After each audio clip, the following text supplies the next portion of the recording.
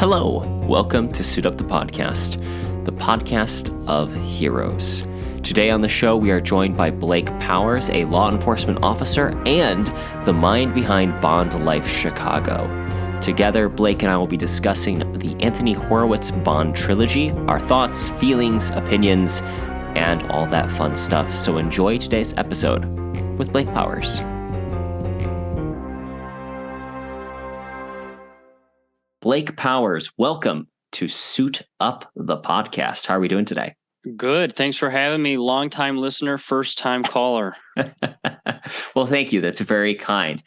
Before we get started here, would you mind just giving the audience a general idea of who you are and why you are here joining me to talk about Anthony Horowitz's James Bond trilogy? Yeah, definitely. Well, so like you said, obviously Blake Powers, I run the Instagram Bond Life Chicago. I've grown up here in Northern Illinois my whole life. Been a Bond fan my whole life. Starting out, my dad was a Bond fan and he got me into the movies. I think that's how most of us probably got our start. Which one? Do you remember which was your first? I think my first one was GoldenEye. And I also choice. distinctly remember we were going to the theater that day and I lost one of my first teeth in his truck on the way there. So it kind of makes it easier to remember also. Started with that, got into law enforcement. That's kind of another thing I've always wanted to do, which it's, you can see the connections there between Bond and law enforcement. Mm-hmm. It's kind of just where it's at. So yeah, happy to be here. Started kind of having enough free time to read through all the Bond novels and had the right timing to get through the Horowitz ones to be here with you today. Well, that's awesome. I mean, that was one of the first things. First and foremost, I have to give kudos because you are a fellow midwesterner. And in the Bond community, I don't know. I feel like we're dominated by East Coast, West Coast. Yeah, and we're you right may in the middle. Be the only other person I've chatted with in the Bond community on Instagram that is also from the Midwest. So thank you for representing us Midwesterners. Yeah, I don't feel alone anymore. So just general thoughts, what made you decide to pick up the Horowitz trilogy? Because obviously with the James Bond novels, there are a lot of continuation novels. Had you read any of the other continuation novels before? What kind of background did you have going into the Horowitz series? So it was kind of perfect timing for me with all of it. I had just finished all of the Fleming novels. I read all the Fleming novels in order. I had just finished reading Colonel's Son. And it got to the point where I already owned Trigger Mortis, but I was trying to wait and read through all the continuation novels, all 20 of them to get to the Horowitz ones. But then when With a Mind to Kill came out, I was like, well, I'd like to read one of these as that's brand new rather than wait another couple of years to get to it. Yeah. And I kind of just forced myself to skip ahead a little bit, which I heard the Gardner ones are a little bit rough to get through anyway. So they are. Kind of use it as just a good excuse to kind of skip to the Horowitz ones. And then I actually just recently found out that Raymond Benson actually lives in Northern Illinois also. He is. So just a quick side comment on that. So I grew up in Lake Geneva, which is obviously just a little north of where you're located. Yep. And there I worked at the local library as like a library page. And I first started reading through the Raymond Benson novels. One of the other librarians there told me that she was his neighbor at one point. Crazy. And I just thought that was the coolest thing. Of all the continuation authors, I think that Raymond Benson may be the biggest fan of James Bond, which is part of what makes it so cool to know that he's also a Midwesterner, which most people wouldn't expect. I think that Roland Hume made the comment that Benson understood like the English class system better than almost any other Yank who's tried to write a Bond novel ever has. Even though he's the only American one, to my knowledge, that got to write any Bond novels. Yeah, because what was the guy that wrote Carte Blanche? I can't remember. Is he that I don't know. I can't think of his name. He's Jeffrey Dean Carver. He's the only one I'm not certain on. The rest I know have all been Brits. But anyway, so excellent choice. John Gardner's. Calvin Dyson's been going through them, and every one of them I'm like, ooh, I'm glad I didn't keep trying to read them because while I know it's more James Bond, at the end of the day, a painful book is not one I want to sit through and read. Right. Especially since he was basically writing Roger Moore era stories. And I don't know if you're a big fan of that era, but that's the part that I tend to watch the least. Yeah, those are the ones that are a little bit rougher for me too, for movie wise, for sure. Yeah, the only Gardner one that I've read so far is License to Kill, which is a little bit easier just simply because it's more of it's a novelization. So it's actually a really good novelization, to be fair. Yeah. So I had gotten, there's a guy named, I love audiobooks. So also for clarification, I technically have never read these books. I've listened to them on audiobook, which I think will be interesting as part of this discussion today. But there is a narrator called David Rentoul, and he has a beautiful Scottish accent, and he sounds just a little like Connery when he reads the books. Yeah. He did the audiobook version of License to Kill, the novelization, and it is fantastic. Crazy. Yeah. Mine, it wasn't too bad because it's also, I was kind of I would call myself a late bloomer to reading. I never really cared for reading when I was younger. And I had a difficult time just kind of like picturing, if I had never seen a movie or never seen an image of this person, I had a tough time kind of picturing what I was reading. But with the Bond novels, it's all easy. And it's usually Connery in most of them that I am envisioning, even no matter what story or book it is. Yeah. But, I kind of have an idea of what all these characters look like. It's a little bit easier for me to kind of picture it. I've always, like, in my head when I read the books, I've got that image. It's one of those things where I don't know to the degree I actually imagine the thing, but I see that face of the cartoon that was drawn for the Saturday Evening Post, with the scar and everything, with just the scar on the side, and there's just something about that image that just screams cool. And I mean that's part of the reason why. Okay, so I know because we were going to try meeting up at it, was the Dr. No thing that they did. Yeah. I did get to see it in the big screen here in Iowa, and my goodness, Connery, from the moment he steps on stage, just radiates Bond. Steals the show. He does. I mean, that's the reason why we look at him as the gold standard. And as much as I'd love to keep talking Connery, we need to talk about Anthony Horowitz's books. So I figured we'd go through them in the order that they were released, even though they're not chronologically in the same order. What did you expect going into Trigger Mortis? So I had read With a Mind, without getting too ahead of ourselves, I had read With a Mind to Kill first, just because that's when it kind of just happened to be. And so at the end of it, kind of reading through the acknowledgments, obviously he says, this is my third and final book of my version of Bond. And it explains this is the last one. And I initially figured Trigger Mortis would be the first one, and he went in order. But this one is more of Bond in the middle of his career. I really liked in all of them how he does a good job of kind of painting the picture where within the Fleming novels this kind of fits within Bond's career. I thought he did a really good job of that. I enjoyed that. One of the things that I think that Anthony Horowitz might be the best author to ever write a James Bond novel, and that includes Ian Fleming, to be fair. He's a master craftsman. And the fact that he sounds so much like Fleming when he writes.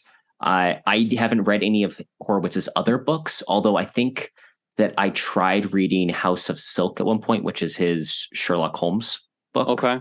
He's actually written 2 Sherlock Holmes books, Moriarty and then House of Silk. And I remember not disliking it, but so I knew enough about Anthony Horowitz to go, okay, I'm excited to see this. And he does a great job of placing you right in it. So just for general idea, I mean, it's about the space race. And I think that is an incredible idea. The one question I have specifically to ask you on this, because actually I think that I liked it more re-listening to it than I had before. Because this was the second time I had read it. Right. I remember you saying that. And I remember really not being impressed the first time. I think I was like, whatever. The Pussy Galore element. How did you feel about that? I felt like it definitely could have been without it. It didn't really add to the story. it just took up a couple chapters, in my opinion. Yeah. Like movie wise, not so much in even the Goldfinger book, in my opinion, but movie wise, she's obviously such an iconic character in the series. So it's almost like paying homage to the character in those few chapters that she's in, but then she disappears, and then I'm kind of like, okay, maybe at some point when he gets back to the US near New York, she's gonna show up, and she never does. And it's like, okay, well, thanks for those few extra chapters with her in it, but it wasn't really needed, in my opinion. Same. And just because I didn't mention it earlier, this is complete spoilers, guys, for anyone listening. So I hope you read these books beforehand. If you didn't, you're going to get all the stuff. That was kind of my reaction. Every time I listen to that section with Pussy Galore where she is captured and then Bond has to save her, I'm like, did I miss something where this actually has anything to do with the plot? None. And it doesn't. And that at all. As a writer, it just bothers me a little bit. It's not that it isn't good. It just doesn't add to the story. Right. Yeah. At all. It's a non sequitur. Yeah. It's not bad until you get to the end when you're just kind of like scratching your head like, what did this have to do with any of it? So I think that you're actually entirely right. I think that it is because she's so iconic from the film that Horowitz was like, okay, I'm saying this after Goldfinger. What would Bond trying to be domestic look like? Right. It had to be it. What do you think about the racing scenes? That was, man, I felt just as stressed out as Bond had to reading that. Like it was, oh, this. Oh, I got to change gears. They got to watch that car. Oh my God, I've only made it a quarter mile. And it's like, what do you mean you didn't make it a couple laps already? That was, I thought he did a spectacular job with that, and kind of just how pressurized and stressful that situation had to have been. For sure. I enjoyed it. It's probably my favorite scene in the entire book, just because of how it is that pressure cooker feel. I mean, that's the thing I love about Fleming, actually. So in Moonraker, there's the bridge scene. Right. And hats off. Fleming knew how to make any like activity become exciting. And that's the magic there. I mean, bridge is not an exciting game, but he infuses it with so much tension. And that's what we get in this Formula One racing scene. Yeah. It's just insane how intense. And like I said, like I was on the edge of my seat, like sweating almost, like, man, how's this gonna work out? And the thing I forgot actually in the reread is because there was part of me that when Jeopardy and Bond are on the bike, I'm like, okay, it would be cooler if this like the racing thing, like him knowing how to like race the car was somehow able to matter at this point. Right. Like I wish there was something to just tie it in a little bit more. But I forgot about that little nugget at the end where the other racing driver like shows up to try killing Bond. Yeah, at the very end there. Yeah, that kind of, at least that connects it a little bit. Because otherwise it's almost the same thing as the Pussy Galore part where you're kind of like, yeah, okay, like he saw Sin at the races, so that's how he connects it to the rocket. But at the same time, it's like the race itself is really, it's almost like two separate Russian plots that he has to spoil at the same time, when really he doesn't even know what he's really going after just yet. But yeah, at least that for that part, he kind of brings it full circle at the end there. I really enjoyed Jason Sin in the reread. Yeah, he was a pretty interesting. I thought he was a really good Bond villain. I think that this is something I think that we'll talk a little bit about as we go through all these books, but Horowitz does a really good job knowing like Bond villains, and how to make them work. Yeah, definitely. And he I think he does a good job of kind of introducing that that character and almost making you kind of feel how they think. I mean, he has such a great backstory with the whole Korean War thing, and not only that, the death cards. Yeah. Oh my goodness, I loved that. Yeah, it was a whole chapter too. That was another thing where he was really. It was gripping at the same time. So it's not like it's just drawn out storyline, but it's, gripping kind of how you're getting that backstory, or how he's explaining these cards and then showing the power he has over his own, employees, that is like, no, you're going to hang yourself and we're going to watch you do it. So go ahead.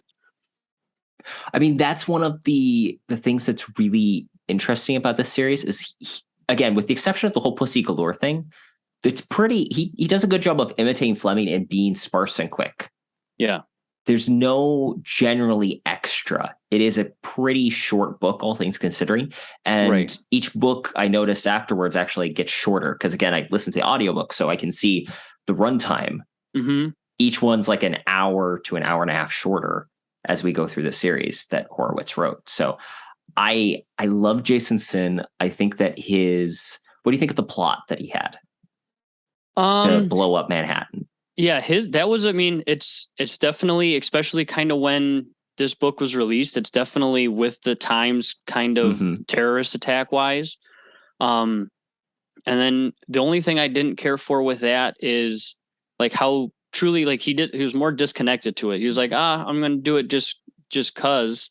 Yeah, he isn't exactly like, he's not even taking the whole, like, these Americans did this thing to me back then, as this is why I'm doing it as revenge. It's just, I guess I'll destroy Manhattan and make money because I don't care anymore. Yeah, I have no feelings, so I'm just going to just do this. And that was the only thing I didn't care for too much. But I mean, again, the character itself and the actual plan are tremendous in my opinion. The little bit at the beginning with the missile, the German. Yeah, like the prelogue or whatever the prologue it would be bit there. That was really good. Like go ahead. I was just impressed with how it feels. So I'm a big fan of pulp noir storytelling. And that little scene feels a lot like what I describe as something more like The Spy Who Loved Me, where it's more like a thriller detective story written in the 60s. Yeah, and you're kind of like you're just inserted into the movie of it almost. Yeah, and that had me hooked. And then it was almost like a little bit of a downer initially when it's like Bond's gonna go, the mission's being sent to this race. And it's like, but what about the rockets? You said stuff about, espionage and rockets. Like, you promised me rockets. Yeah, you're giving me a race. Yeah, I was like, wait a second. What about this part? It's okay. So we'll segue here into what I consider the roughest part of the book for me personally. What do you think about Jeopardy Lane? I don't care for her too much. I know we talked about it a little bit before, and we kind of see eye to eye with that. Yeah. Towards the end, it gets a little bit better, but like I have a hard time. Again, Forever and a Day, when we'll get to it, but it's a little bit more easy to believe like Bond getting taken advantage of or fumbling around a little bit at the beginning of his career in that one. And this one, we watched him in GoldenEye. He's top notch. He's at the top of his game. And then all of a sudden he lets Jeopardy Lane just get the best of him. And it's like, what are you doing? Yeah. Well, and okay, so this is probably one of the things that peeves me the most. And my asterisk is the audiobook narrator is David Oyelowo. Okay. I struggle to pronounce his last name. He's an amazing actor. I've seen him in good stuff, but I've even heard other people say he's their least favorite narrator. And I think the fact that he does try a Manhattan accent for Jeopardy Lane has not endeared me at all to the character. That probably makes it a little bit rougher. It makes it even worse. But that said, so this is a note I made. She's described as pretty ugly. And Horowitz tries to pull off that trope that Fleming has of describing these women as just not quite perfect. Like, again, I think a trope people don't understand from books versus movies is in the books, they're always broken women in some way, shape, form, or fashion. Right. And Bond loves them anyway, or at least lusts after them anyway. Whereas in the movies, they're always gorgeous models. Right. I think that basically Horowitz, though, does a thing where he's just like, she's not quite pretty. And like, he really, he says like 5 or 6 times in that introduction of Jeopardy that she's just not quite pretty. And she's like this ugly pretty.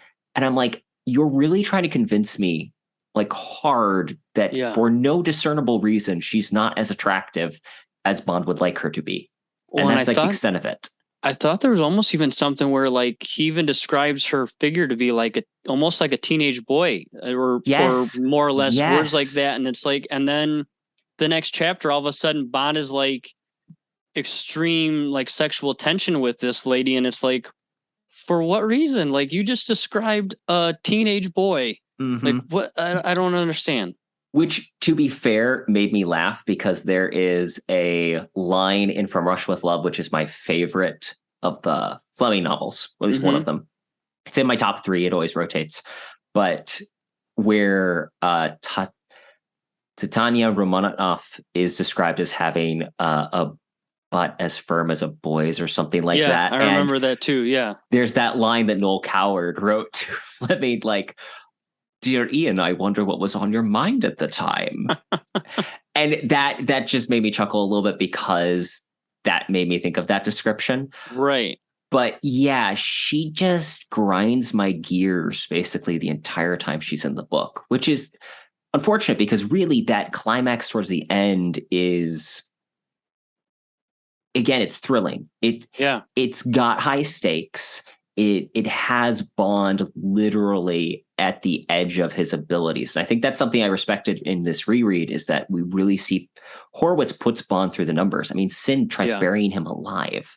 Yeah, this one was definitely one of those ones where, like in a lot of the Fleming novels, he ends the book almost in like a hospital bed.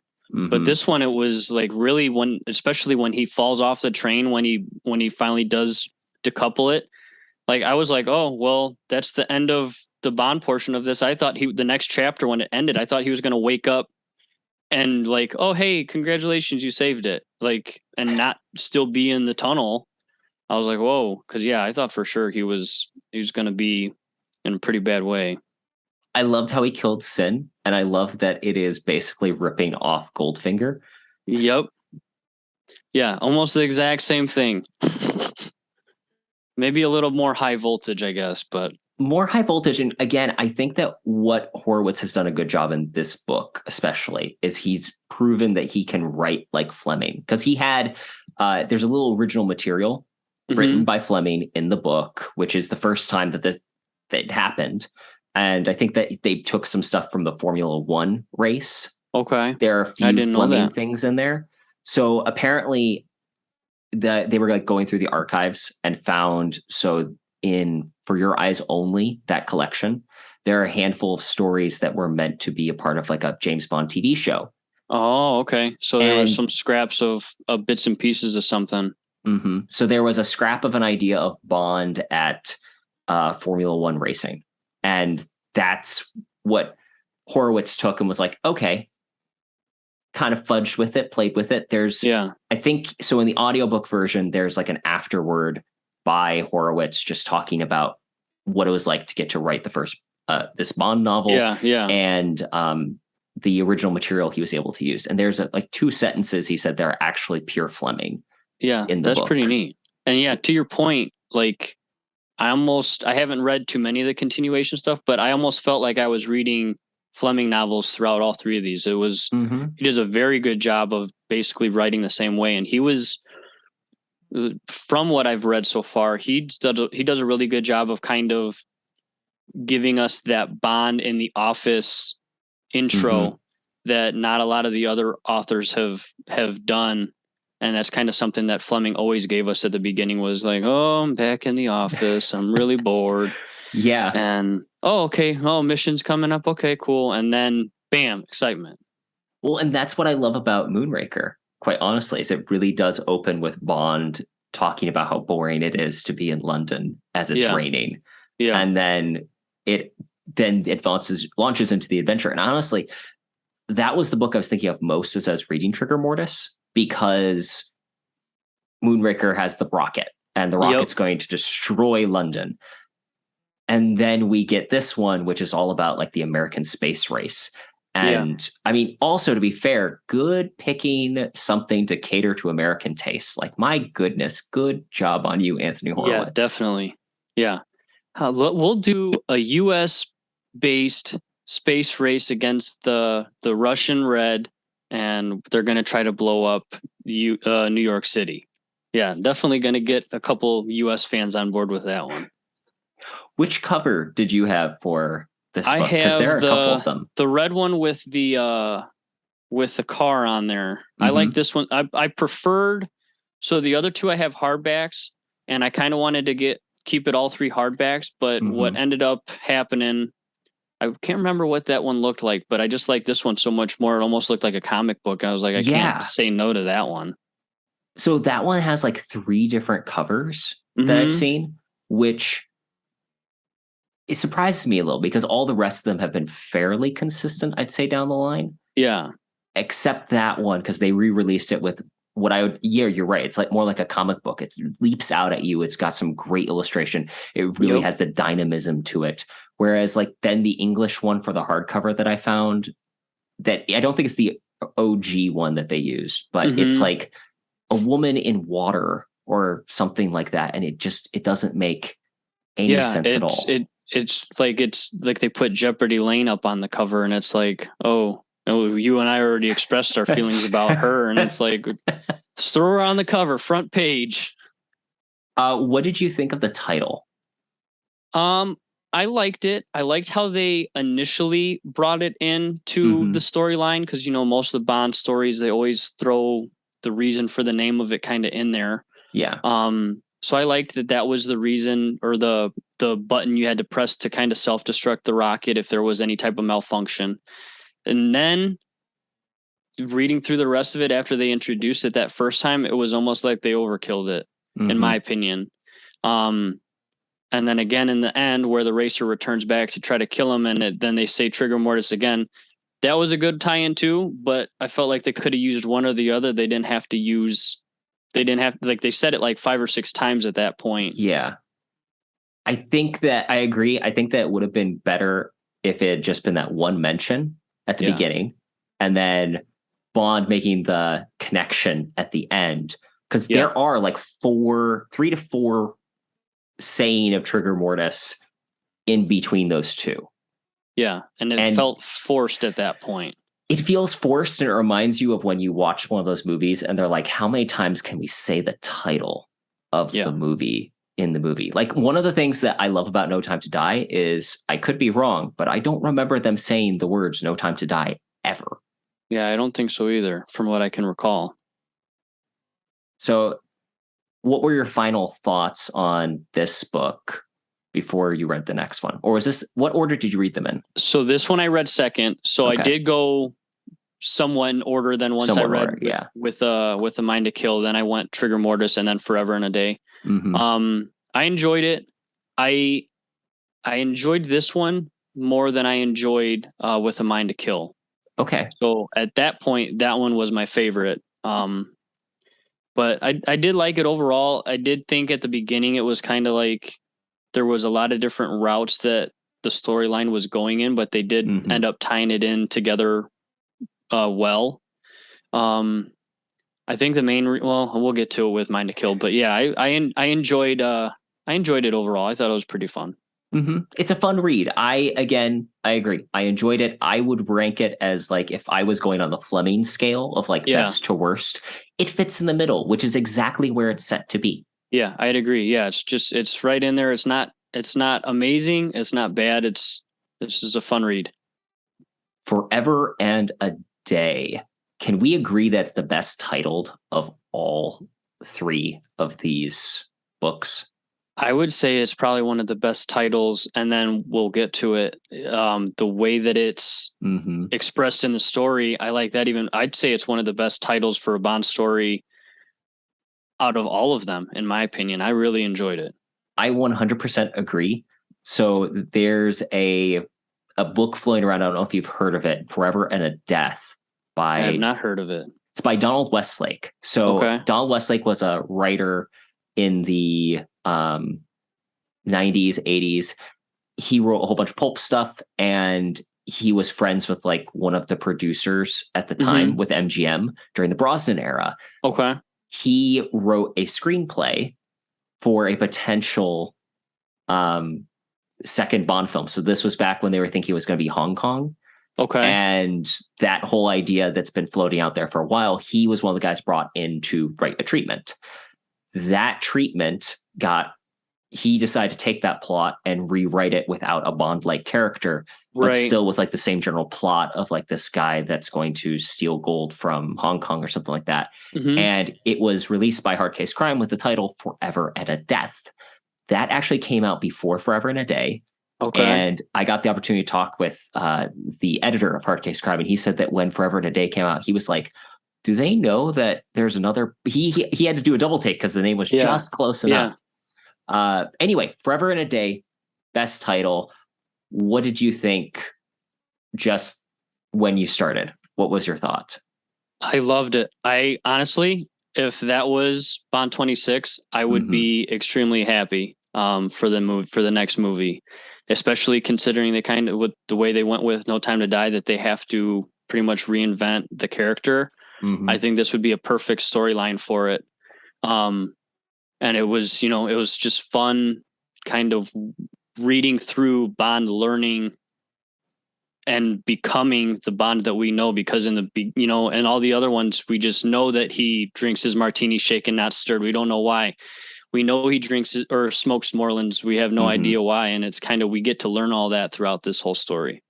So I'll be honest, so I love this book a lot. There are a few occasional times where I feel like Horowitz leans a little more on modern ideas and opinions. And it feels a little forced at times, just because, again, he's writing in the 50s at that point. Right. He's trying to envision something that he probably didn't live much through either. But with today's sensibilities. And I think he toes that line pretty well, actually, in both Trigger Mortis and Forever and a Day. Like, honestly, I think he does an amazing job. There's just an occasional moment where I'm like, this feels like he's trying to say some modern stuff in that culture's vernacular. It just doesn't come off as well. Right. But that said, I have almost no problems with this book, with the one exception. Like, I will give the Moreland, however you pronounce it, that getting cigarettes from that place. Yeah. I will give it that. I love the him getting the cigarette case. Yes. I hate the fact that she's the one that makes the comment about shaken, not stirred, and that he decides to do that later, just because it's a prequel-itis. Anytime one does a prequel, it is tempting to go and explain things. Right. I did not need those things explained. I think that's kind of a really low-hanging fruit to do the shaken, not stirred. The other ones, though, are Bond cuts. Like, you and I, as Bond fans, know, oh, he gets his cigarettes from this place. Oh, he has the gunmetal gray cigarette case. Yeah, right. Those are awesome things for Bond fans. Shaken, not stirred was just one. That's the one thing that out of this entire book, I will say drives me nuts. But beyond that, I think it's perfect. And her reasoning for getting one shaken, not stirred, is because it's in spite of her ex-husband. So it's like, okay, so now he's going to order it because she likes to order it like that. Ex-husband? Despite her ex-husband. And it's like, I got you good. Like, okay, sure. So if you had to summarize the plot of Forever and a Day, how would you do it? It's almost like the coming of age of 007 in a sense. Like I said earlier, he's learning as he goes. I think Horowitz does a really good job of the couple times that he slips up or he catches himself or he gets caught in something in this story. He, then it's almost like thinking in Bond's brain again. Oh, I should have done better. I should have seen these red flags. And, then obviously in these other stories that would be afterwards, he doesn't ever make those mistakes because he's always on top of his game. And, just going with the plot, he has to solve who killed his predecessor. The original 007. Yep. And at the same time, prove himself to M and then spoil a huge drug trade plot kind of thing. Can I just say one of the things I do love about this book is that we never get the name of the original 007. Yeah, I thought that was kind of neat because he's a spy. Besides the fact that he's no more, we don't need to know all that because that's probably how they would handle it anyway, right? Exactly. Well, and it lends. I think that it does a good job of giving the idea of this is how nameless a society is supposed to be. Right. Bond himself. Go ahead. I was going to say Bond himself, his name, it's weird because he is the only relevant spy that exists in this world. But even at that, to anyone outside of the world of James Bond, he is irrelevant as a name. Yeah. And I even think, as you said that, it popped in my head in this book, as well as any of the other books, I don't think we ever know, 005's on a mission over here. 009 is in the hospital recovering from a mission. I don't think we ever get any of the other 00's names in any of those. And I think that's a good thing.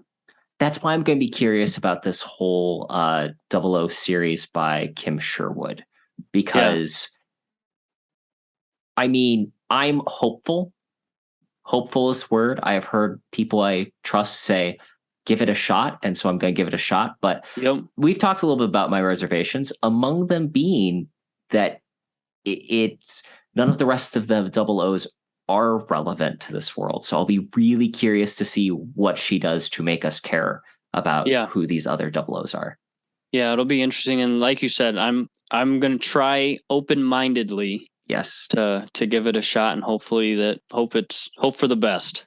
Hey, that's the best thing we can do, because optimism is what the James Bond universe is all about. Yes, that's what we need right now, though. We need a whole lot of it. So, what did you think of Jean-Paul Scipio? I almost pictured it's like a huge sumo wrestler type person, just based on like his description, his appearance. Obviously he's not Asian, but just that large stature.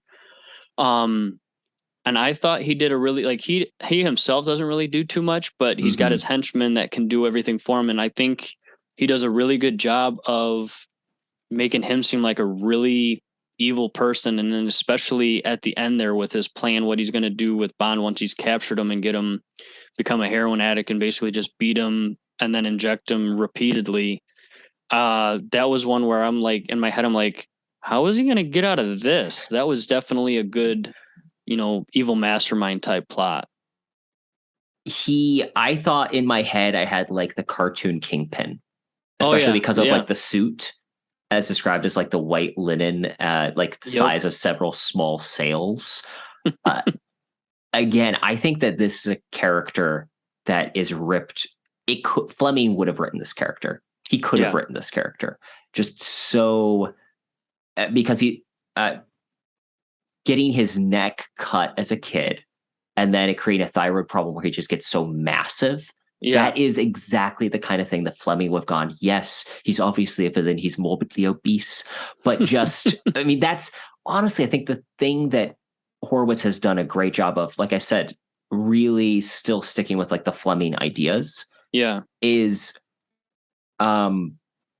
he's not afraid of going down the route that Fleming did, which was anyone that is other and anyone that is odd can be considered a Bond villain. Like he's not afraid of using those tropes, which again, I have to give him credit for, because my goodness, like Jean-Paul Scipio is terrifying. What do you think of the scene where he's about acid or water? Yes, with the water acid.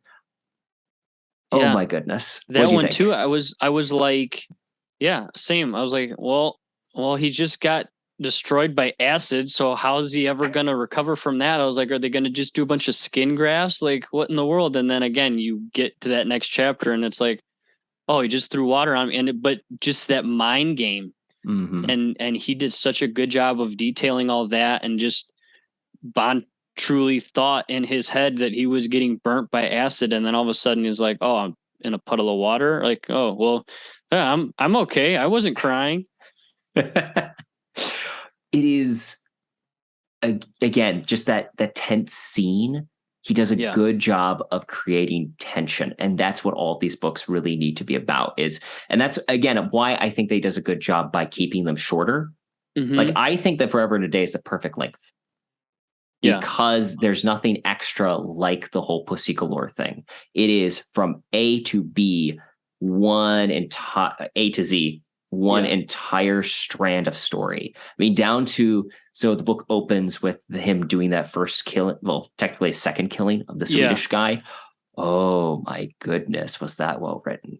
Yeah, that was pretty intense too. And it was, I like that second kill more than I like the second kill in Casino Royale, where it's like, no, this is still only a second one. He's probably going to be a little bit iffy. He's not going to just cold-blooded just shoot the guy at the desk, So I thought that was really well. Even, he's eating dinner before, which I also kind of like. It's not the fancy high-end Bond yet, so he's just eating some cheap, bland food. And then he's got to go do this job, but then it kind of explains the surveillance and how he's going to sneak in there, and then he does that job. Yeah. Oh, and something I didn't mention, I made note of it just because the fact that Scipio has a translator who is he's described as so Scipio is Corsican, so he's these dramatic gestures and he's being dramatic in what he says, but he's saying it all in Corsican. And then there's the translator next to him who's just repeating everything this monotone, stripping the language of any vehemence or passion. And it's I think Horowitz literally says he's undermining unintentionally. Yeah, he's almost not making it through. He's saying threatening things in a not threatening way because he's just doing his job translating. And I was going to say that too when you brought up the acid and water scene where I thought at first when he said there was a translator, I was like, oh, that's going to be interesting how you're going to write that in there. But I thought he did a pretty good job of kind of connecting it and still making it, for us as a reader, interesting to read, not like, Scipio said this, the translator then repeated it and said this, and then Bond responded, and then the translator repeated it and said this. And it's like, I thought that it still made it pretty interesting. And then it gave Scipio just that extra little, level of character. Yeah. That he could yell stuff all he wants, but, Bond could be like, okay, I don't know what you're saying. I would be so happy if they did this in a movie. Like, it would be hard, I think, because you can write it in such a way that it doesn't seem as boring, because basically at a certain point, they kind of transition from it's just the translator talking for Scipio instead of Scipio saying this, then translator says this. Right. In a movie, you can't really do that, which is unfortunate. Because I think, or maybe they could. I trust the Bond producers, Barbara and Michael. Do us all a favor. Just pay the money. Let's get Forever and a Day. But how about Madam 16? What did you think of her as technically like she's the only older woman in a Bond book? Yeah, I think I enjoyed it. It was almost like she was almost like his mentor. And we kind of touched on it, like a lot of the things we get in the other Bond stories, tie in some way, somehow from her. And I think even, I can't remember which point it was, but one of the henchmen, I think that they dispatched, for lack of better terms, I think she actually says like a quick quote, like a quick quirky statement about it. She does a one-liner about killing someone. And I immediately, because Bond hadn't done that to that point in the story, and I was like, well, there's another thing that he got from her. And so I really enjoyed her character. I think that they definitely introduce her as kind of being, is she a double agent? Is she playing both sides? Is she good or bad? Did she kill the original 007? Right. Is Bond going to need to kind of, try to win her over or whatnot? I don't know if I was one of the only ones that kind of got to that point, but along the same time that Bond was initially captured in the labs, the the chemical place. I can't speak French. I'm not even going to try. Something Faris. Yeah, like Faris chemics, whatever. Yeah. And Reed Griffith, the CIA guy, isn't really anywhere to be seen until like the perfect timing that everybody else is gone. Mm-hmm. And then the next scene is when Bond goes to meet with the girl that had the name on the note that he Monique. found in. Yeah. And then he's putting it together after that. Like, who knew that I was coming here? Instantly, at least to me, I was like, oh, it sounds more like Reed Griffith is the one that's kind of the double agent or giving him up more so than Madam 16 is. I don't know if I'm one of the only ones that kind of gathered that at that point. But so from there on, I was almost like, okay, well, 16 seems like she's one of the good guys. She ends up really being his only ally throughout the story. But I enjoyed it. I thought it's definitely a unique Bond girl in that essence because she's older. But okay, so I don't know about you. I imagine like Monica Bellucci. Yeah, definitely. It's almost because she's nice and exotic, same as Madam 16 is. Yeah, definitely. So her backstory, I love that she married a con man because I'm a big fan of confidence games. And that era was like the time when a con artist could be successful. I mean, I'm sure con artists are successful now. Just back then is like the high point for that type of character. So it would make it's nice that we had that intro into that idea. Right. And her giving him again, like I said, this is the one thing of like the prequel-itis that I did not mind and I adored was that she gives him the gunmetal cigarette case. Yeah. And it has that line forever and a day in the top. Yeah. I really liked that. That was I enjoyed that. Chef's kiss. Good. But let's talk about Erwin Wolf a little. What did you think of him? That was an interesting character, and it almost kind of ties back again to Sin, where it's almost like he's obviously got his backstory and he's got his reasons, but he's almost more or less like, well, I'm sick, I'm going to die. I'm not even going to really see the outcome of this. I just know that I hope it's going to do bad. But it was definitely, again, being in law enforcement, there's definitely still there's a drug problem, and I'm sure the whole world, but it's just, I've seen what heroin does to people, and it's not a pretty thing. And to think that like that many tons of heroin could have got delivered in this storyline would have been horrific for the US. I think that it's interesting that he used the concept of the character is that he is an isolationist who was anti-war. And then because he lost his sons, then decides that he's going to change and force America to look inward. Because I think that that's something that's really easy for us to forget in today's day and age, is that we don't have isolationists the way we did back in the 30s, who even like even World War I and World War II, we had a huge percentage of population that were very anti-America abroad. That were very, let's stay out of this. And again, I think that Horowitz does a good job of echoing a character that doesn't really exist today, but gives a good and compelling, it's a rendition of something that once was that we don't see today. Yeah, it's believable. It's believable. Overall, I enjoyed it. I do feel like the ending where 16 dies is a little bit of a cop-out. Yeah, and it's almost like an easy ending to just get rid of then her going forward almost. Which, to be fair, I understand that because it's a prequel, you have to change things. I get that. Right. You have to have, no one really survives beyond Bond. But I feel like it would have meant more if she had left him, rather than him dying. I mean, her dying. Again, I can't critique it too much. I think that this is my favorite of the Horowitz trilogy, but I don't necessarily like the way her character ends, but that's okay. I didn't write the book. I still think it's really good. What did you think about Reed Griffith? Like you suspected him a whole lot sooner than I did. I think I was not like at the beginning, I'm like, oh, so this is like Felix Slater Jr. And then it occurred to me, well, there's probably a reason why it's Felix not Slater, Felix. but yeah.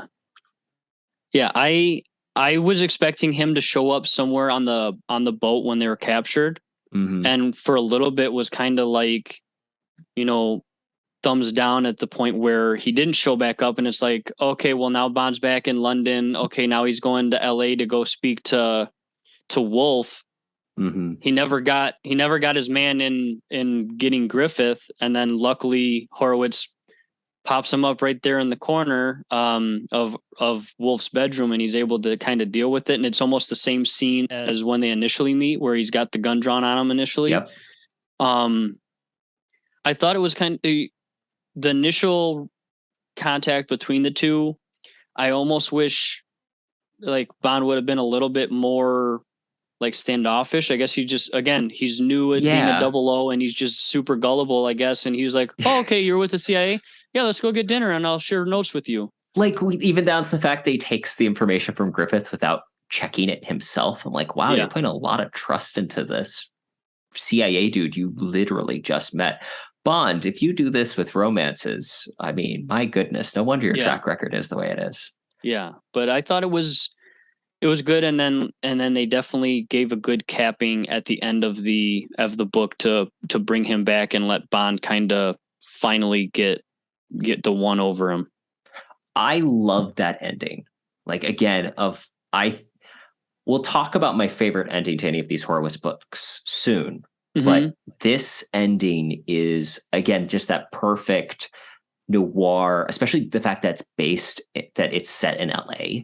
Yeah. The only thing I don't quite understand is why he was supposed to meet with Wolf. Like, literally, they were sending him to kill Wolf. There wasn't a question on that in Bond's mind.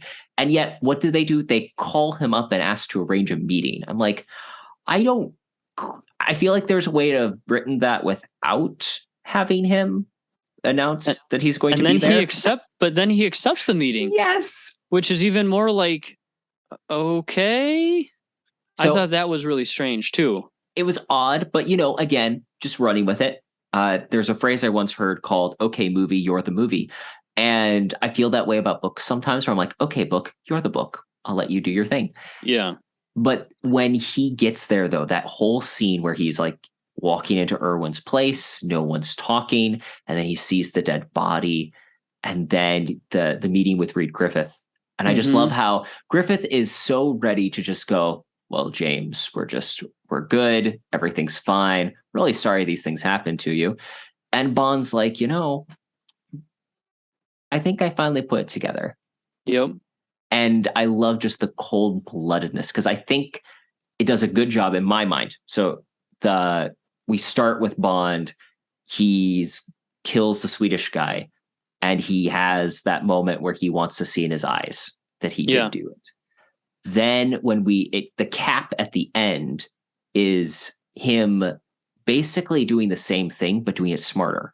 Yeah. And doing it with the Bond suaveness that we usually think of, and not the same kind of cold-blooded assassin who's still a little green at this. Right. Yeah. And he, for what we would call it in law enforcement, he basically does a street interview or street interrogation with Griffith, where they're comfortable enough where they're basically just talking. He gets them to open up and admit all the things that the CIA and Griffith did. And he's like, okay, well then, and like you said, he didn't have to look in his eyes anymore. He's a 00 now. He's judge, jury, executioner at this point, and he's done with it. Mm-hmm. I mean, really, I love the fact that you phrased it earlier as a coming of age story, because really it's a coming of number for Bond. Yeah. He is embodying by the end of it what it means to be a 00. And I love the fact that they there are two things that I love that Horowitz describes 00 as, at the beginning, the whole idea of the program as it's a double nothing. Mm-hmm. And then he makes that comment about the roulette wheel the little ivory ball doesn't remember what happens. It doesn't care, right. But inevitably it will land on 00. Yeah. Eventually it's going to land on your number. So I really liked that. I thought that was pretty good. What did you think of the book overall? Like, final thoughts when you finished reading Forever and a Day? Again, like I said, no surprise. It was my favorite of the Horowitz ones, and I really enjoyed it, even compared to some of the other Bond novels that I've read. I thought it was a really good story overall. What did you think of the cover? Because this, honestly, I think has the best cover, certainly out of the Horowitz trilogy, and maybe out of all the Bond books. And which one is yours? Because I've seen a couple. So mine is the one that's got like the beachfront. It's probably like the south of France beach. That's really the American like it. one. So yeah. I like this cover so much that I found a high-res image of it online. I uploaded it to like Walgreens Print Express, and I got poster made out of that sucker. That is awesome. Yeah, it's a very pretty picture of like the coast, and then just the rest of it just ties in. It looks like a place that Bond would go to. So what astonishes me is this is a case of, because HarperCollins, as I double check myself, yes, HarperCollins did the US publishing. Okay. Whereas I can't remember who does the British one, but basically the US does not have to use the British covers. It's just typically they're lazy, as we Americans are wont to be. They just use the same one. In this case, so the British version of the cover, for anyone that doesn't know, is like the words "forever and a day" with like the boat, the Mirabelle, the ship cruise liner passing through, and that's just kind of boring. Yeah. And so James Bond Radio actually did like a Jack Lugo over there did just a blog interview with the designer of the Forever and a Day cover. And my goodness, I hope he got a bonus for it. It turns out he's like a Bond fan too. So like when he found out that they were publishing this, he's like, awesome, I'm going to make a super sweet logo cover. Dibs, I'm doing it. And he did, and it looks amazing. And tragically, that did not happen again with A Mind to Kill. Yeah, because I think this is the only cover that I've seen for this one. Yes. So I think it must be the same throughout the whole world. It is. The only exception I'll give is, so like I ordered the one from Waterstones, the special edition. You got the cool one with the side, it has like the side 007, which admittedly is really cool, and then like blacked on the edges. This one, it actually has like a little more texture to the like the gun hole, but beyond that, it looks the exact same as the US. I mean, definitely better quality printing, but there's my critique on American printing. But it's still kind of a boring cover overall. Like it reminds me of the Spectre, like that promo image that they did. Yeah, just the gun with the cracking glass. And it's the same with, it's a piece of glass with a bullet hole through it. It's kind of lame. Yeah. So with A Mind to Kill, that was the most recent one. I'll be honest, this was one I've started re-listening to. So I was going to listen to all of these on audiobook. Before we had this conversation, I got like to the first 2 chapters of With a Mind to Kill again. So hopefully it's still fresh enough in my memory for us to have a really good discussion on it. But also, side comment, Forever and a Day is narrated by Matthew Good. Okay. My goodness, it is worth listening to because he has just the perfect Bond gravel. His voice kind of sounds a little like this. And I'm not doing it justice because I do it terribly. He does it sounds good in such a way where it sounds like just the right level of grit in his voice. And I wish he would do more audiobooks. I think this is the only one he's done. He's an actor on the stage. He played Ozymandias in Watchmen. So he's an amazing British actor. Highly recommend checking out the audiobook for Forever and a Day. So With a Mind to Kill, again, you hadn't read any of the Horowitz books starting with A Mind to Kill. Right, this was the first one. Anticipate? What did you think because you had just finished Colonel Sun, which is interesting because this kind of sits in the same position in the chronology as Colonel Sun in the delightful mismatch that is the James Bond multiverse. Yeah. I thought, not that I didn't like Colonel Sun, because that was a good, next novel. Especially coming from most of them kind of being separate stories. And I will say my favorite part of Colonel Sun is the Bond girl is amazing in that one. Yes, I would love that one to be a movie also. She has one of those characters in the book, like in the Bond books, like we said, Fleming wrote about broken women that then Bond has to fix with his magic penis. And that isn't the case with the one in Colonel Sun. She is unashamedly described as, I think, when she's undressing, she's like, she knew that she was attractive or something like that. There's some line about how she knows how he thinks when he's looking at her, kind of thing. Yeah, the only thing from what I remember, not getting too sidetracked, like the only thing wrong with her was that she was a spy for the Communist Party, and he had to kind of like turn her. But otherwise, yeah, it was like, compared to some of the other Bond girls in the stories, she was perfection. So that's a quick side tangent. As much as maybe someday we'll talk about Colonel Sun, but with A Mind to Kill, what was your like thought process besides just, I'm assuming, excitement? When I was excited. Book? Excited, definitely, because again, this is the first time now that I'm reading a Bond novel as it's brand new. Yeah, isn't that an incredible feeling? It is. I mean, it's the same. It's almost the same excitement as going and seeing the new movie in the theater, and I had never felt that with the book before. Honestly, I think with the book, it's more exciting, at least for me personally, because the movies, not obviously, we've gotten a lot of variation in a certain degree, but still the film tropes are the film tropes. And even in No Time to Die, which has the most dramatic ending of any Bond film, it still pay lip service to every one of the tropes. Right.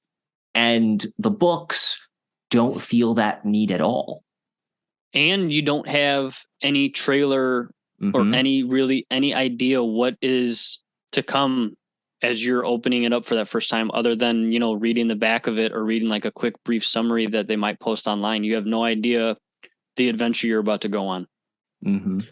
But I really enjoyed, and this was being the first one I read. I didn't know if he did it in his previous ones.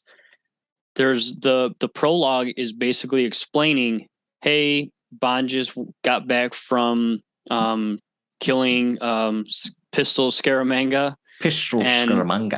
And he was previously, and it brings you all up to speed. You didn't have to read the Man with the Golden Gun book to know now that, okay, he came back previously from Russia, brainwashed. They had to cure him. He went on this mission. And then now M's thought of this awesome idea to fake his own death in order to figure out what other plot the Russians have. And they're going to send Bond back under deep cover to spoil their plans again. I thought it was a really awesome intro. I think that, so to be fair here, Man with the Golden Gun is my least favorite Bond novel. It's not a very good one. And the shame on it is it's, and I know there's some people like it, so I'm happy for you, Roland, but because it is unfinished, it just doesn't have the same Fleming flair. Right. And I think that that's the thing that works with the other books, is even the ones that aren't particularly good, like Diamonds Are Forever is a slog, especially if you're expecting anything remotely as fun as the movie. But still, it's readable and has enjoyable moments because you have Fleming doing the writing, and it has the full force of Fleming's personality. Whereas best you can say is Man with the Golden Gun is his outline that didn't get the final polish, which would have had more enjoyable elements to it.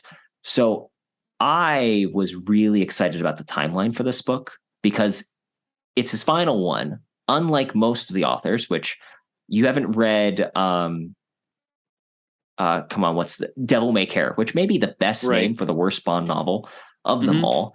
That book and Colonel Sun and Solo all take place chronologically after Man with the Golden Gun. This is Horowitz didn't go there first. I love the fact that he waited until his final one to go there. And so Forever and a Day is my favorite, but I'll rank this as my second because I love the espionage elements of it. But yeah, I thought he did a really good job of tying that in. And then, like you said, he almost chose to put his last novel right at the end of where Fleming left off, and kind of, again, just kind of capping it at that. And then to your point, the Man with the Golden Gun story isn't the greatest of all the Fleming novels. So it kind of gives him that chance to kind of redeem the ending of Bond, the novel wise. Which I think he does a really great job at, because honestly, I cared more about the Man with the Golden Gun from what he told me than I ever did reading the book. Yeah. And he gives a better picture for what the book is. It always felt weird that there was that dangling thread that Bond tries killing M. Yeah. And he, again, well, I think this is also the first of the Horowitz books he's not using original material by Fleming. Okay. Which was one of the first things I noticed, because when they released the cover, all the rest of them say with material by Ian Fleming. They don't do that with this one. It's because, and he explains, and that's actually the reason I ordered the Waterstone one, is because at the end of it, he actually has a bit about an author's note about what he was potentially going to use, but didn't, because it just didn't fit in the story. Okay. That's cool. But it was, and the basic premise for that was like Bond going to a prison. And so he kind of drew an idea from Bond under house arrest, basically. Yeah.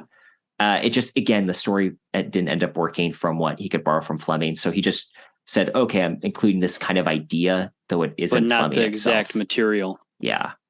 But I love the fact that he uses the dangling thing from Golden Gun, because again, weird. It is so weird to have, he's been brainwashed by the Russians. They send him in to kill M, and then nothing happens after that with that piece. This is using that piece. Yeah. Well, and he even gets offered knighthood at the end of that of Man with the Golden Gun, and M is completely like welcoming him back with open arms, and it's like, well, yeah, we understand you explained that you're sending him there to test him, but at the same time, it's like he's still had a pretty stressful couple weeks. Like, who's to say he doesn't just fall back into what it was at before? Well, and honestly, that's the thing that I think he does. Horowitz, again, the thing I love about him as a writer is that he is, I think, the best writer to have written a Bond novel. And he doesn't try to sound positive at this point. The thing that you notice about Fleming's later writings is that it becomes darker and darker. Yeah. And Man with the Golden Gun, yes, it's lighthearted, but that's also because Fleming didn't finish it. Yeah. And also, I think that it feels a little jarring after the intense misery of, in the good way, in the good kind of like dark of You Only Live Twice. It might be one of my favorites of the books just because of how extremely visceral it is. Yeah. I almost would have liked that story for You Only Live Twice rather than what they gave us for the movie as well. Agreed. Oh, see, that's the one thing, not that we need to get into No Time to Die, because I think that people critique it enough already. I would have loved seeing a better version of the Garden of Death than they did, because again, it didn't utilize the idea fully. I understand why. I think that's still a fine movie. I still enjoyed it. It's just one of those things where I'm like, it would have been fun to see more of that. But besides the point, so with A Mind to Kill, what did you think of, was it Colonel Boris? I'm trying to, like, the bad guy isn't very memorable, to be honest. And since I read it 3 books ago, I had to write my notes too, and I was like, I'm pretty sure the Bond girl is Katya, and I'm pretty sure the bad guy is Colonel Boris. But yeah, so I wrote it here to make sure that I remembered. Those are definitely the two. Oh, thank you. Yeah. One of us here did our research. I ran home and I wrote it down quick. He's definitely like evil, and he can do that mind control stuff, and so that makes it kind of interesting. But just the naming, like, it feels a little lazy. Like, oh, what are we gonna call this villain? Yeah. And then it's Colonel Boris, which then is also, Boris is in GoldenEye, and he's basically like a comedic role, and it's like, okay, well, now I can't hardly take this guy seriously, even though he's supposed to be this horrible evil villain.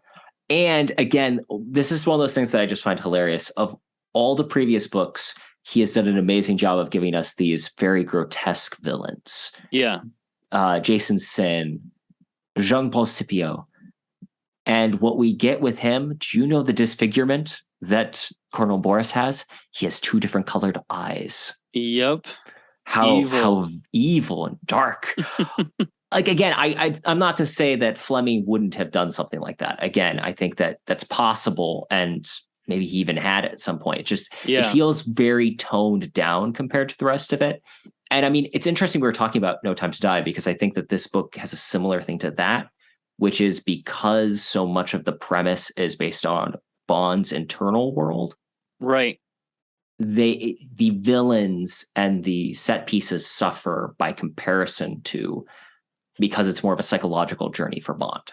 Yeah, it's a lot of in his head throughout most of the movie.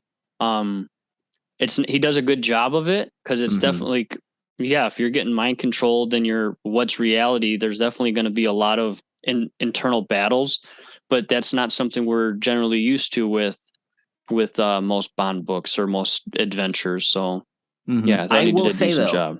I did absolutely adore the fact that they use Russia and Berlin. And this is the only book that he goes to Russia explicitly with Bond and Russia. And I thought that was so cool. Yeah, I thought that was an interesting, we're used to all these pretty locations, and this one, it's like you almost envision throughout the whole movie, like the book rather, not the movie. If they were to make it a movie, it'd almost be in black and white. Like, that's just how drab he describes Russia in that time. And then obviously East Berlin, it's just those areas at that time, right after the war, it's just so beat down and so poor that it's almost like it would be just in grayscale the whole movie because of just how blah the whole thing is. So there are a couple of really good set pieces in this book. The first is when he gets rescued, when he's on his way to prison for having murdered M. M's fine, don't worry, audience. Yep. He gets rescued by the IRA, and that scene, what did you think? That would be an awesome scene in a movie. I pictured a combination of Mission Impossible versus I think it's Clear and Present Danger. Yes, it's Patriot Games. Patriot Games is the one that has. I was thinking this exact same thing. Yeah, I saw Sean Bean there. Yeah, he was the guy that opened the sliding door and was like, "What happened to this? What happened to my guys?" That's exactly what I pictured. But that's a super cool scene in that book. I thought it was really good, really well written. And then it, kind of fast forwarding to the end, he's crossing another bridge, and then again, it's foggy again, and it's just kind of cliffhanger.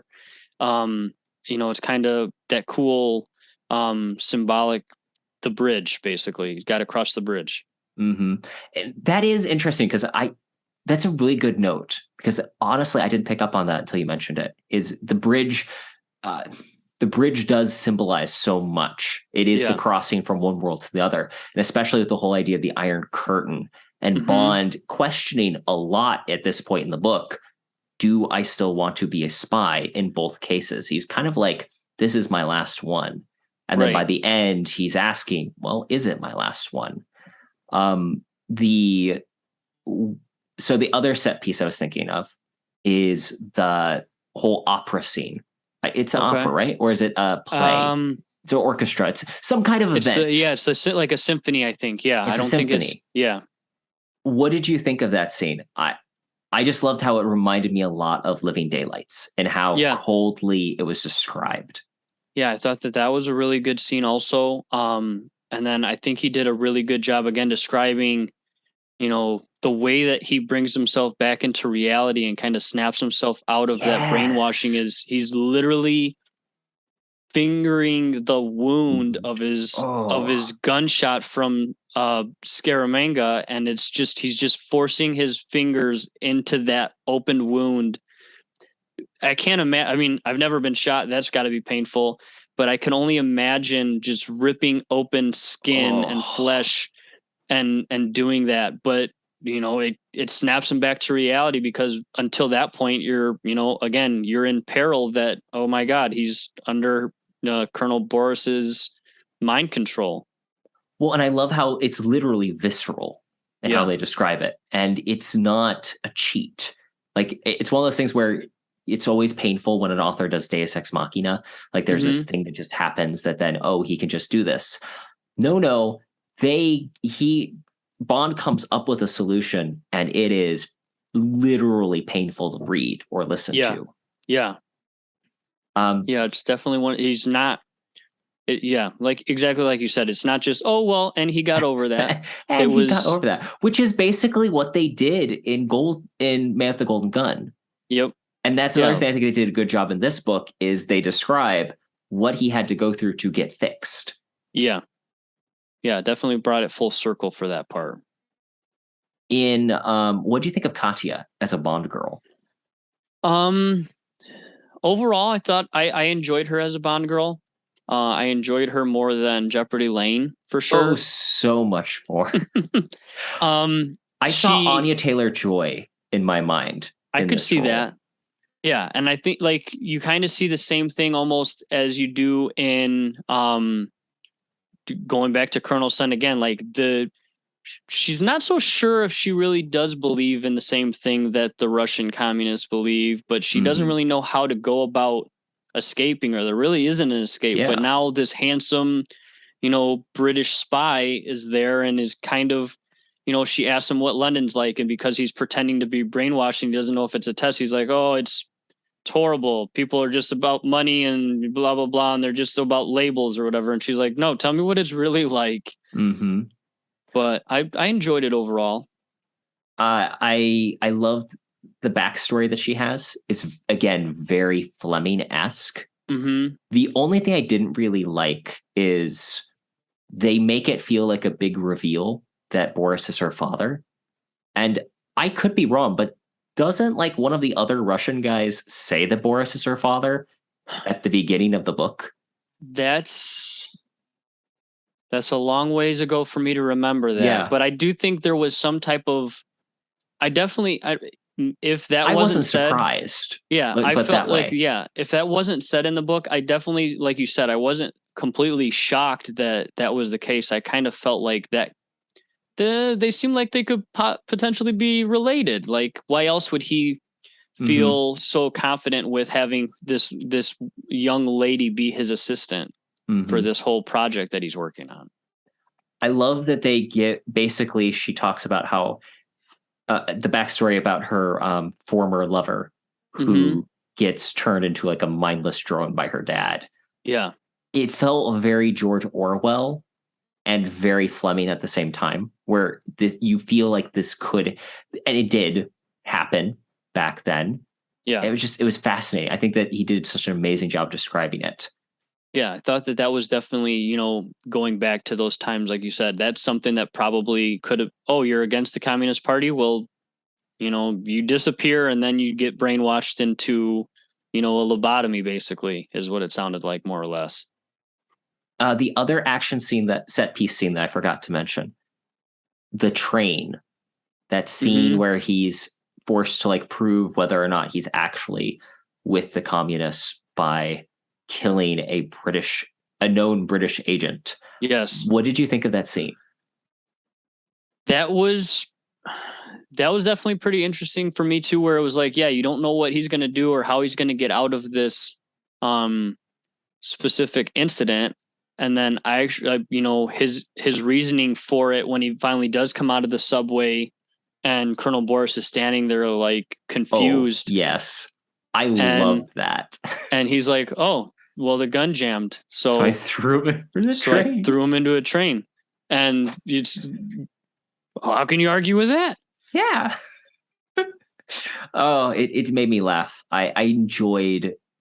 I think that again, he did a good job of taking very tense boiler room moments, basically. Yeah. And it's kind of that's another one of those sequences as he's walking through the darkness, going to meet this person that he doesn't know. He's thinking, is it a test? Is it not a test? Is this a real British? He doesn't know any of that stuff. And it's a lot of inner mind, like thinking and stressing. And then he gets to that moment, and then all of a sudden he makes his decision. Yeah, I'm going to talk to him. And, and then obviously it goes from there. Again, this is where I think that this is the most spy novel. This is the most Le Carrier. This is the most espionage heavy book in a book series about a spy. So I liked it, even down to the fact so they send that one guy who's supposed to identify whether or not Bond was the one that killed Pistols. That part was awesome too. That was a good bit. Yeah, they just start the chapter and I'm James Bond, and it's like, what do you mean? How does he not recognize this guy? The scars on the other side, like, what is going on here? And then 5 minutes before that, so and so knocked on the door, and this random teacher is there and looks similar to him. Perfect. But it was awesome the way that they did that. I thought that was a good again, the espionage portion and just like the thriller aspect of it. It was very suspenseful. And speaking of tense scenes, so the climax of this book. So by the way, so the whole plot is about this new like splinter of Smersh to basically trying to kill Gorbachev, whoever I can't remember names of prime ministers, whoever the guy that was in charge of Russia at the time, they're going to kill him so someone else can take over. He's becoming too reforming. How dare they? Yeah. I thought that it's kind of weak, but honestly, it works because, again, the point isn't the plot in this case. It's the everything that goes around in it, kind of like most James Bond stories. At the end of the day, what's happening doesn't matter so long as the things going around it are interesting.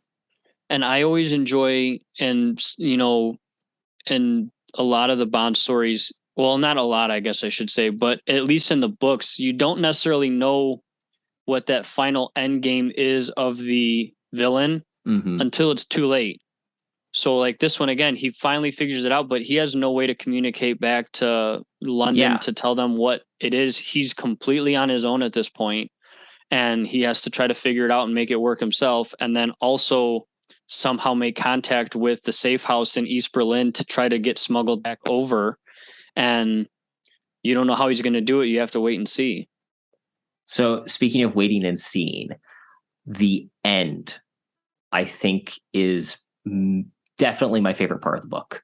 I know there's some people that don't enjoy it, but I loved the tenseness of that moment where he's walking across the bridge and you hear the dogs. There's something going on. Bond is basically at that point of decision. Do I question if it's me? Do I take action now, or do I just keep marching forward?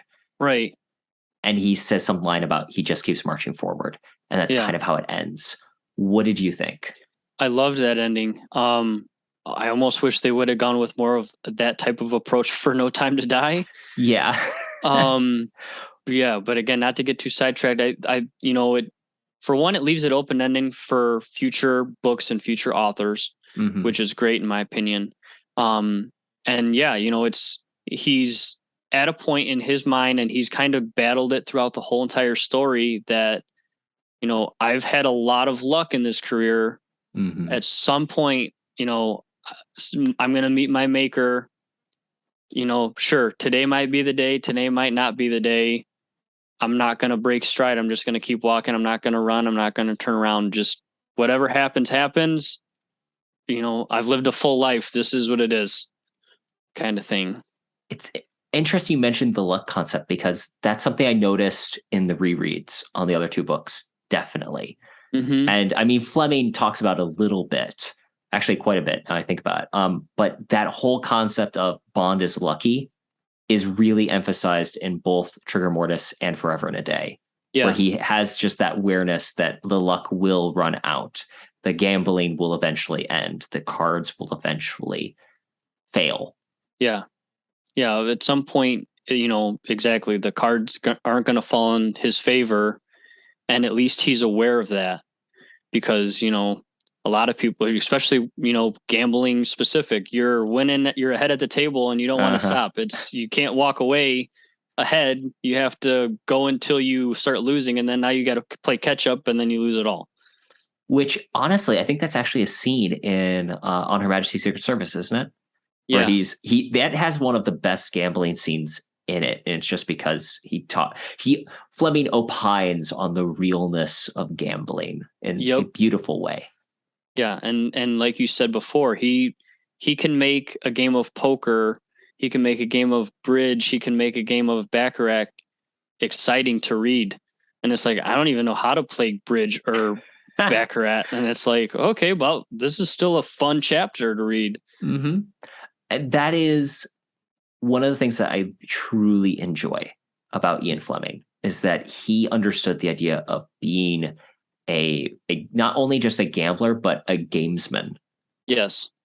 And that's why we get the golf scene in Goldfinger. It's things like that. Honestly, the one I don't like, Devil May Care, but the one thing I think they did a good job at in it is there's a game where there's a game scene where Bond is playing tennis against the bad guy, and it's actually really well done. That is the only scene in that book that I would say is like grade A. Yeah, that's worthwhile. Mm-hmm. So you know what? You can get the book, just read that chapter, and you'll be content. Yep. Maybe I'll try to find a used copy for that one, probably. Oh yes. Honestly, I mean, I like getting used copies of my Fleming books just because I think it's more fun. Obviously, the new ones, you get the new one. Right. But like I found on eBay, Solo is my favorite of the Bond continuation novels. Okay. And I mean, it's good. I just enjoy it more personally, that because it's got some really fun scenes. It has a couple of things towards the end that's just like, it's kind of drags on. But the beginning of it is so good that I forgive all of its errors. And I bought a used copy on eBay because I want the British cover. Again, the Brits did a great cover. For whatever reason, the Americans, us Yanks, decided to go with, yes, we did. We went with like this boring beige color with lines that meant nothing. Whereas the other one like had bullet holes and the Solo in it. It was cool. That sounds a lot cooler. But I found a signed copy, which was the cool thing. I think I spent like $3 on it.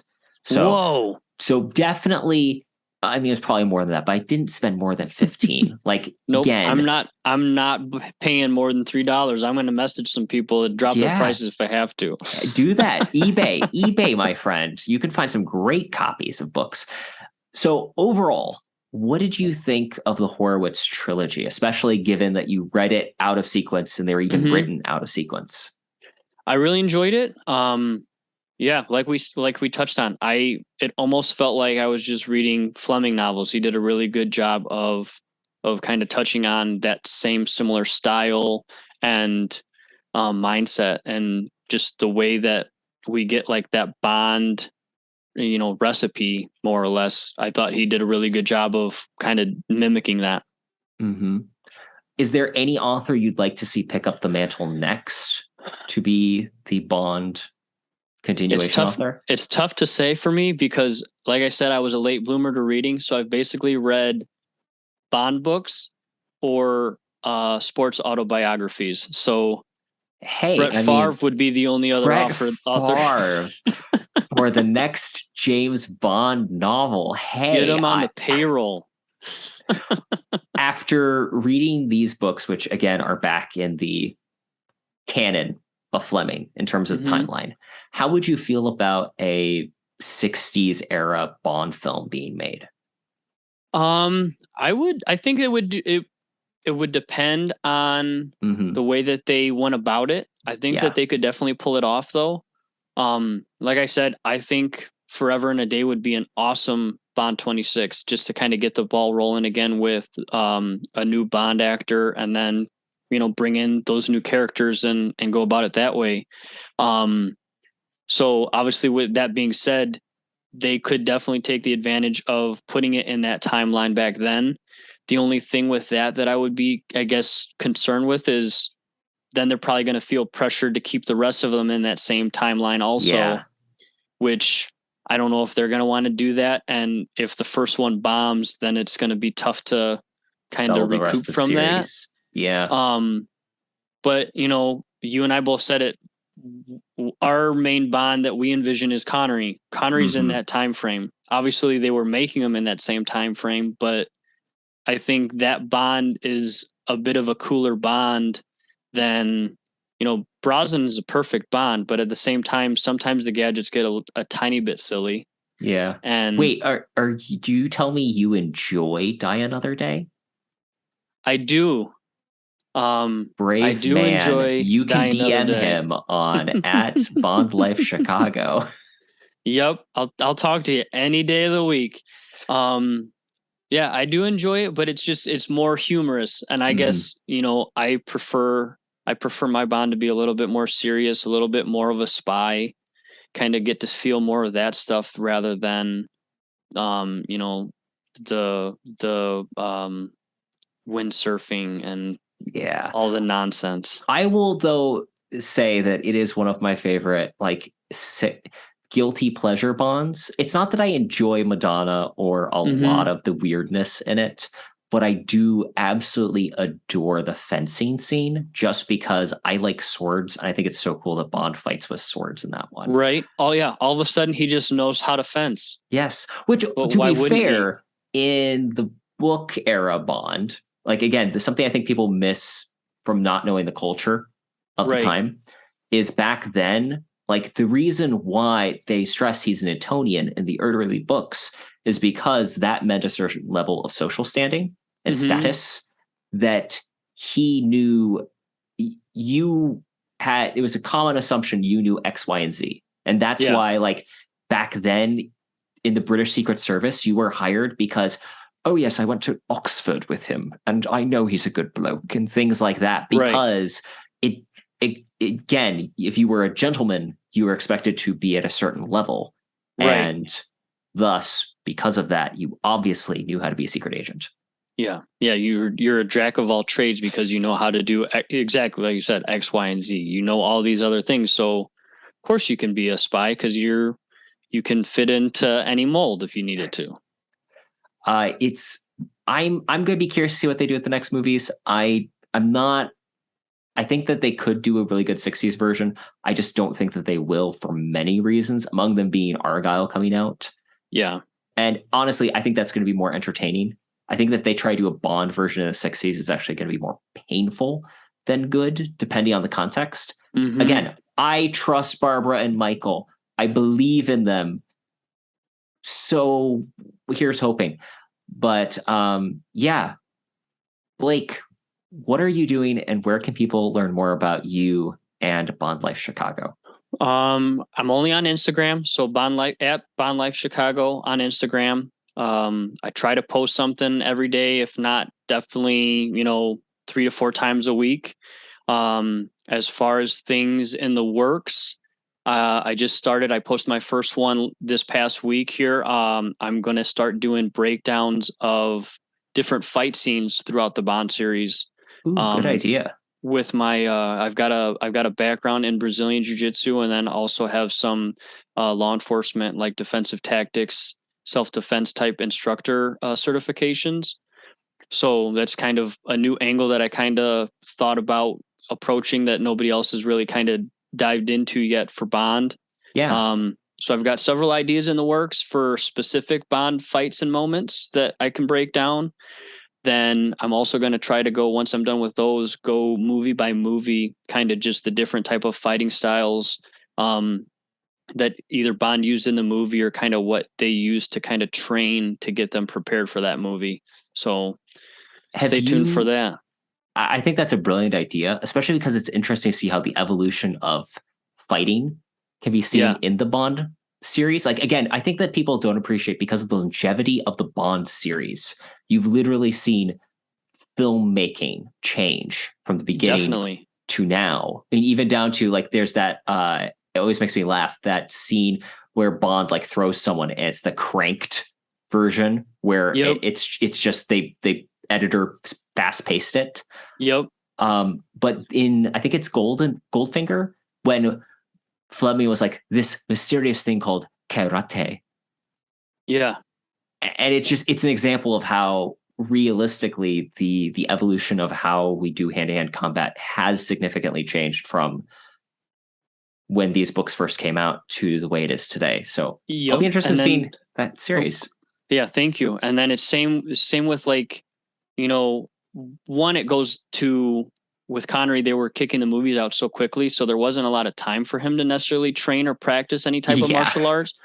But now, all these actors, depending on, whether it's Bond or any other type of action movie, they've got 3 months to work out and get fit. Then they've got another 2 to 3 months of daily training with a specialist, learning these different things. So like, I've already started some research that Daniel Craig, prior to Casino Royale, started doing a lot of Krav Maga training. And that's where, especially the Bourne movies really brought that kind of into play. And then same with several of Tom Cruise's other movies, where he brought a lot of Krav in. And that's nice too, because Krav Maga brings in firearms to hand-to-hand combat as well, with the close quarter fighting style, which realistically is perfect for a secret agent, because they have a gun and they're also going to be close quarters.